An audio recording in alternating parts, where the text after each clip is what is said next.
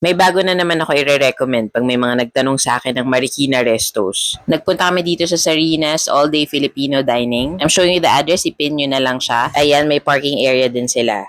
Pagkapasok namin, ang aliwalas nung space, para siyang bahay na maganda pero simple. Ang relaxing nung place. Ang ganda nung pasok ng sunlight sa restaurant. Yung alfresco area, ang sarap din mag-coffee or mag-tsaa doon. And most of all, malinis yung space. May mga cakes din sila and mga pasalubong area. So here's what we got. Itong okay nila. I think good for sharing to. Yung dip niya, avocado hummus and parang spiced vinegar. Una nagustuhan ko dito is hindi siya oily. So walang hilo factor. And may mixed seeds siya, parang squash seeds. Ang sarap. I think yun yung unique sa kanya. Ang sarap ng mga dipping sauce, lalo na yung spiced vinegar. Then si Chrissy, nag-seared salmon. Nagustuhan ni Chrissy yung combination ng coconut cream, calamansi, butter, and lemon. Better kung mas crispy pa yung skin, but overall, nasarapan and nabusog siya. And next namin in order itong Hawaiian pizza. Natuwa ako na madami silang options sa sauce.